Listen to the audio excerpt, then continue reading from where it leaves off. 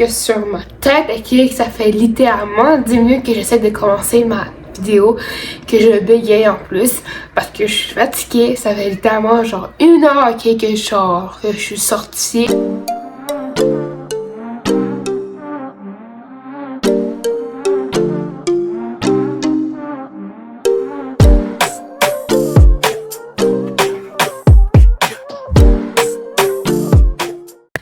Mais bref, ok, aujourd'hui on se retrouve ok dans cette nouvelle vidéo pour ma palle pour l'été. C'est ma première vidéo qui est sur le monde, sur la lecture. Pardonnez-moi d'avance si je suis un petit peu désorientée. Je suis quand même pas habituée de faire des vidéos sur les livres et tout. Alors qu'il y a quand même 2 ans, je suis mis à la lecture officiellement. Donc ça fait 2 ans consécutifs que je lis des livres. J'ai toujours lu des livres. Si je lisais pas de livres assidûment 2 ans, ben je suis mis officiellement à la lecture. Et ben voilà quoi, donc j'ai quand même pas mal de livres déjà lus. Des livres que j'ai pas encore lus parce que j'ai une énorme palle de 15 livres en ce moment. Mais là que je vais vous montrer celle de l'été. Et voilà, parce que j'aime bien faire des palles à chaque saison et comme ça met un petit objectif à atteindre durant la saison qui va poursuivre. Donc voilà. Donc sans plus tarder, parce que je pense que cette vidéo-là va être très longue. Il va avoir beaucoup de reprises de tous les résumés de livres. On va commencer. Donc c'est parti. Bon, il faut savoir que j'ai commencé ce challenge-là 1 semaine, voire 1 semaine et demie avant le mois de juin. J'ai déjà terminé un livre de ma part qui est La délicatesse de David Fuenquinos. Je sais pas si tu allez voir, ouais, et tout. De David Fuenquinos. C'est l'histoire de François et de Nathalie. Durant ce livre-là, on va beaucoup plus parler de Nathalie. Donc voilà, c'est l'histoire qui est entre 2 personnages, donc François et Nathalie, comme je viens de le dire. Je me répète, c'est fou de joie. Mais voilà, donc c'est l'histoire de ces 2 personnages et disons que François va décider de tomber amoureux de Nathalie selon son choix de boisson qu'elle va faire lorsqu'ils vont avoir leur premier date. Pour vous lire le résumé, c'est écrit: François pensa, si elle commande un déca, je me lève et je m'en vais. C'est la boisson la moins conviviale qui soit. Un thé, ce n'est guère mieux. On sent qu'on va passer des dimanches après-midi à regarder la télévision. Ou, pire, chez les beaux-parents. Finalement, il se dit qu'un jus, ça serait bien. Oui, un jus, c'est sympathique, c'est convivial et pas trop agressif. On sent la fille douce et équilibrée. Mais quel jus? Mieux vaut esquiver les grands classiques. Ils tombent la pomme ou l'orange. Trop vu. Il faut être un tout petit peu original, sans être toutefois excentrique, désolé. La papaye ou la goyave, ça fait peur. Le jus d'abricot, c'est parfait. Si elle choisit ça, je l'épouse. Je vais prendre un jus d'abricot, répondit Nathalie.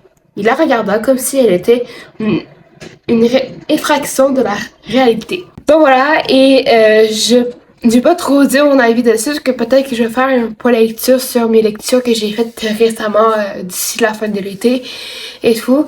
Mais je peux vous dire que c'était vraiment un très beau livre et je l'ai adoré. Je trouve que ça faisait vraiment une différence de toutes les romances que j'ai vues et tout, ou des romances qu'on peut persister aujourd'hui avec tous les romances qui existent et tout, qui sont assez clichés. Là, c'est vraiment une rencontre qui est assez originale. Je pense que, tu sais, ce livre-là qui peut vraiment beaucoup se rapprocher aussi beaucoup de la vie réelle. Parce que, tu sais, on sait que même si certains livres se rapprochent de certains éléments de la vie réelle, on sait qu'il y a davantage que c'est une histoire qui est fictive et qui n'existe pas pour de vrai. C'est vraiment une petite romance qui est quand même assez cute, assez psychologique aussi et aussi très décisive parce que je vais pas trop vous spoil non plus dans cette vidéo-là parce que c'est pas vraiment qui est mon but non plus. Mais si vous avez l'occasion d'aller en librairie et que vous cherchez un livre qui est vraiment pas cher non plus, je pense qu'il coûte comme 16$ le livre, donc c'est quand même pas si mal que ça. Pas si mal que ça, désolé, je bégaye. Achetez-le, ça vaut vraiment la peine, puis en plus, il y a vraiment pas beaucoup de pages, c'est comme 210 pages, puis ça se lit genre en quelques jours, maximum 2 jours, là, pour ceux qui ont un problème de de lecture là, comme moi qui ont la dyslexie un maximum de jours, et peut-être pour ceux qui sont dyslexiques et qui se mettent à fond sur la lecture, 4 jours, 5 jours et tout, ça devrait vraiment le faire. Mais sérieusement, c'est vraiment un très bon livre. Je peux vraiment déjà vous le conseiller. Donc voilà pour la délicatesse de David Fuenquinos. Ensuite, il y a un livre que j'ai mis dans ma pile, Moment jusqu'au bout du monde de Kristen Rivers. C'est l'histoire de Nita qui, elle, est déménagée il y a 6 ans aux États-Unis, à New York plus précisément. Elle s'est trouvée un travail, elle a un appartement. Un jour, elle va se faire appeler par sa famille et sa famille lui demande de revenir en Thaïlande pour remplacer sa sœur qui, malheureusement, a décidé que quelques semaines avant la rencontre de son futur mari, de terminer en prison. Et il faut savoir que Nita déteste sa sœur, elle n'aime pas du tout sa sœur. Nita veut rencontrer le fameux Ben, le futur mari, un délicieux jeune homme à l'humour caustique, bien loin du pervers affamé de chair fraîche qu'elle avait imaginé. Que vient-il faire sur Taïkipitou? Celui-là, avec sa dégaine d'Apollon. C'est louche, mais rien ne dit que cette suspicion suffira à empêcher Nita de tomber amoureuse de lui. Je pense qu'il y aura une petite trahison entre sœurs aussi. Et voilà quoi, ça a vraiment quand même un assez très bon livre. Je n'ai pas entendu énormément parler sur les réseaux sociaux, j'en ai entendu quelques fois, je pense peut-être 1 ou 2 fois. La couverture qui se fait tenter, ça c'est sûr. Donc voilà. Troisième livre que j'ai mis dans ma palle pour l'été, Lentilune de miel de Christina Lawrence. Je pense que vous connaissez toutes et toutes ce livre-là. C'est un livre qui a fait la fureur sur TikTok l'année passée et il y a 2 ans aussi. Voici le résumé. Olive Thérèse s'habitue à être la jumelle malchanceuse. Mésaventures inexplicables, licenciement récent. Elle semble comiquement poursuivie par la Ging, si je pourrais dire. Sa sœur Annie, au contraire, incarne l'éternelle gagnante, au point de parvenir à financer l'intégralité de son mariage, en remportant des jeux concours. Hélas, pour Olive, il y a pire que sa malchance chronique. Elle se fait forcer de passer toutes les festivités de la noce en compagnie d'Ethan Thomas, le témoin du marié et son ennemi juré. Donc on est dans un Enemies to Lovers. Olive, déterminée à faire bonne figure, se prépare à vivre un enfer. Mais lorsque tous les invités sont victimes d'une intoxication alimentaire, la fête vire au cauchemar. Et seuls Olive et Ethan s'en sortent idem. Soudain, une lune de miel tout frais payée se trouve à portée de main. Et Olive préférait mourir plutôt que de laisser Ethan profiter du paradis sans elle. Convenant d'une trêve temporaire, ils s'envolent tous les deux pour Maui. Et tout, 10 jours de bonheur valent bien la peine de jouer un couple de jeunes mariés amoureux, n'est-ce pas? Mais étrangement, faire semblant dérange de moins en moins Olive. En réalité, elle se sentirait presque assez chanceuse pour une fois. C'est l'histoire de Enemies to Lovers et voilà, donc encore une histoire de mariage, c'est blablabla. Bref, une petite histoire de romance, Enemies to Lovers, encore une fois. Mais tu sais, c'est l'été, tu sais, genre l'été qui t'a envie d'avoir de la romance, tu sais, t'as envie de rêver. Bref, une petite Enemies to Lovers, summer, mariage, mine, c'est tout. Le next book est Cœur et âme de Colleen Hoover. Je vais quand même mettre un gros warning sur cette auteure, donc Colleen Hoover. Pour ceux qui ne connaissent pas Colleen Hoover, c'est une autrice problématique. Alors, j'ai pas suivi du tout l'histoire et tout, je sais juste que c'est une autrice problématique et il y en a qui disent qu'il faut pas acheter leurs livres et tout, ces livres qu'il y a à elle, parce que ça l'encourage et tout. Mais c'est une histoire vraie, I don't know, mais bon, ok, je vais juste te dire au cas où qu'on me tape dessus. C'est une autre problématique, donc voilà. Dans la couverture, je trouve qu'elle fait elle est très belle. L'histoire de Beya, Joseph Beya, a grandi dans la pauvreté auprès d'une mère droguée. À 19 ans, elle est enfin prête de voler de ses propres ailes. Seule avec détermination, elle a su trouver une issue et s'apprête à entrer à l'université avec une bourse obtenue grâce à ses talents de sportive. Alors qu'elle est à 2 mois du grand départ, la mort brutale de sa mère la plonge dans une situation très compliquée. Sans argent, sans logement, elle n'a qu'un seul recours, chercher refuge auprès de son père, qui ne s'est jamais occupé d'elle, mais a conservé un lien ténu avec elle. Béa va débarquer dans sa maison sur une presqu'île touristique où elle va faire connaissance avec de la famille qui l'a bâtie loin d'elle, sa demi-sœur et sa belle-mère.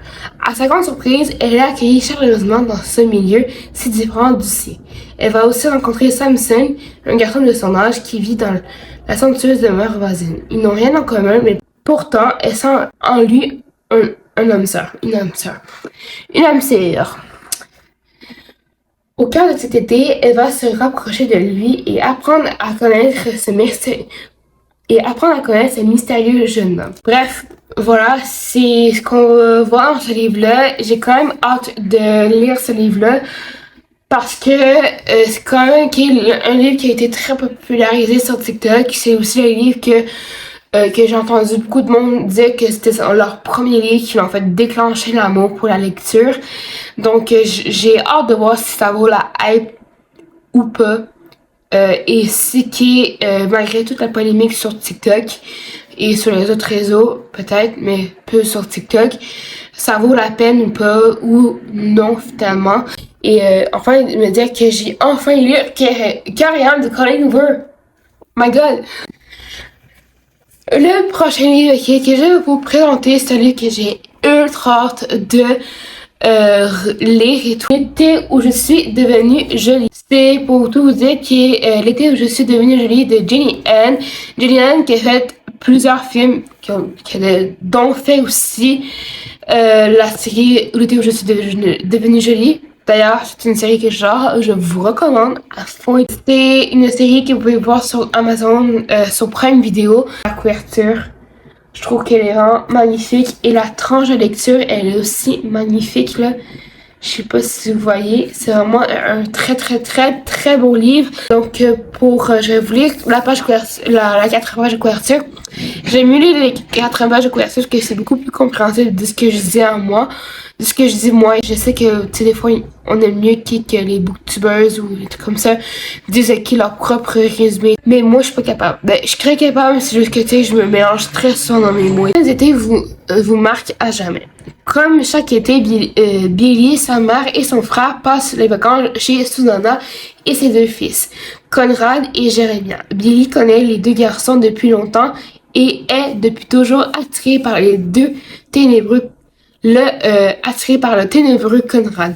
Mais s'il semble indifférent à ses attentes, sous le soleil éclatant, les nuages pointent à l'horizon. Billy tente d'oublier Conrad comme elle peut, tandis que Jeremiah lui annonce qu'il l'aime. C'est un choc pour la jeune fille qui le considère seulement comme un ami. Entre les pichets de thé glacé, la baignade nocturne, le sel de l'océan sur la peau, un drame couve. Billy, dont le cœur bat, la chamade et la chamade, sent que quelque chose va changer. Pour toujours. J'ai vraiment hâte, mais vraiment hâte de lire ce livre-là cet été. Voilà et tout. Juste pour dire que les 3 tomes sont vraiment ouch. Je suis fait mal à mon ton. Les 3 tomes là sont vraiment beaux là. Et tout, c'est comme. C'est vraiment beau. J'adore et tout comment c'est présenté. En tout cas, ça risque d'être un gros coup de cœur ce livre-là. Je le sens au bout de mon nez. Il reste 2 livres, ok? Et ce sont 2 livres québécois parce que évidemment il fallait que j'inclue au moins 2 livres québécois dans ce pile à lire et tout. Parce que faut savoir que le mois de juillet il y a une journée qui est de la littérature québécoise, donc c'est quand même assez important de mettre des livres qui viennent de chez moi. Je vais vous présenter Limonade Cap sur Montréal, le tome 2 de Lisa Marie Gagnon, que j'ai déjà lu le tome 1, donc c'est pour ça que vous ne voyez pas le tome 1. Il est dans ma bibliothèque, dans ma chambre, là, je suis dans mon salon, si vous n'avez pas capté et tout. J'ai adoré le tome 1, ça a été un réel coup de cœur. Ça a été mon livre préféré de l'année. J'ai pas trop lu la 4e page de couverture parce que je voulais pas me spoil. J'ai quand même voulu lire et tout. Ben non, quoique j'ai pas voulu lire, j'ai pas voulu le dire parce que comment dire, ok, si vous voulez lire la saga et tout, je vais quand même pas vous spoiler de ce qui s'est passé et tout. C'est l'histoire de Charlie qui va se surnommer qui est Limonade parce qu'elle part dans un camp de jour au lac Saint-Jean. Elle va passer son été là-bas, puis elle va faire qui est la rencontre d'Aparté qui est l'ancien ami de Paperman qui est son meilleur ami à Charlie et tout, ou plutôt à Limonade. Disons que Aparté était genre amis avec Paperman avant. Ils sont séparés et qui sont comme éloignés tous les deux à cause de la rencontre de Charlie et tout. Durant l'été, Charlie va un peu essayer de se faire pardonner. À un moment donné, durant l'été, Charlie va faire la rencontre de Hamson et tout, qui va devenir un peu son crush de l'été. Disons qu'à la fin de l'été, il va se parler des petits trucs et tout. Donc, Hamson, c'est le crush de Limonade et il va se passer une petite histoire d'amoureux. Dans ce livre-là, on fait on voit Limonade, mais au cégep. Donc, voilà. Et il y a aussi un tome 3. Je pense que c'est une trilogie. Ce livre-là va me prendre vraiment quelques jours là, à lire. Il est vraiment pas long à lire. Donc, voilà pour Limonade de Lisa Marie Gagnon. Et le dernier livre de cette vidéo, c'est Cœur de Such de Sarah Maud Beauchamp, qui est aussi un film qui est sorti au cinéma l'année passée sur Club Illico. Je ne sais plus s'il est disponible sur Club Illico. Donc, qui est que au Québec ici. Donc, si vous voyez si les Français qui veulent regarder le film, je pense pas que vous pouvez le regarder. C'est en fait un livre qui a été adapté en film.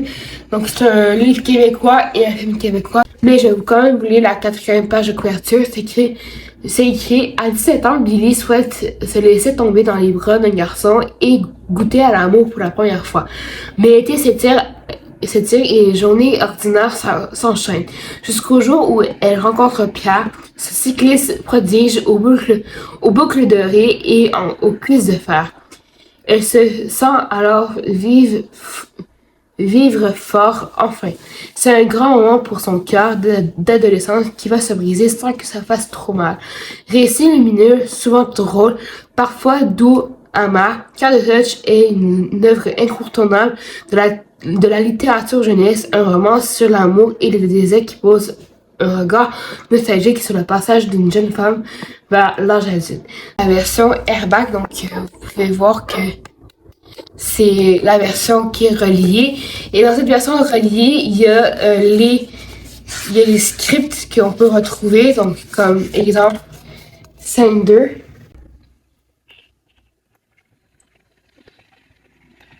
Donc, voilà. Et aussi, dans le milieu du livre, on retrouve des photos du film. Donc, hâte de le lire. Je pensais que j'avais plus la hype pour ce livre-là, mais j'ai quand même encore la hype. Fait que ça m'arrange quand même assez bien. Donc, je suis quand même assez contente. Pour quand le seul, je me donner envie de lire le livre et tout, c'est parce que, tu sais, j'avais envie de revoir un peu l'histoire de Billy et tout, en fait, parce que, tu sais, ça raconte quand même la vie d'une adolescente. Bon, oh là là, ça a été très très très très long. Là, je pense qu'il me reste un peu moins de 10% de batterie sur mon téléphone. Je suis quand même assez contente de vous avoir fait cette vidéo-là. J'espère que ça vous a donné des idées pour des livres de cet été. À ne surtout pas négliger la lecture. C'est quand même assez important. Donc, voilà. Bon.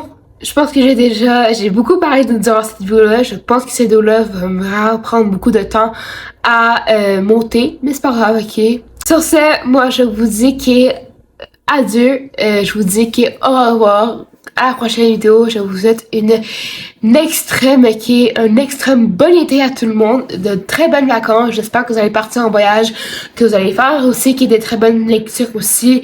Que vous allez passer le meilleur été de votre vie. Je sais pas pourquoi je dis ça, mais en tout cas, je l'espère quand même pour vous. Et moi, je vous retrouve dans une prochaine vidéo. Donc, sur ce, je vous dis à très bientôt. et au revoir et bon été.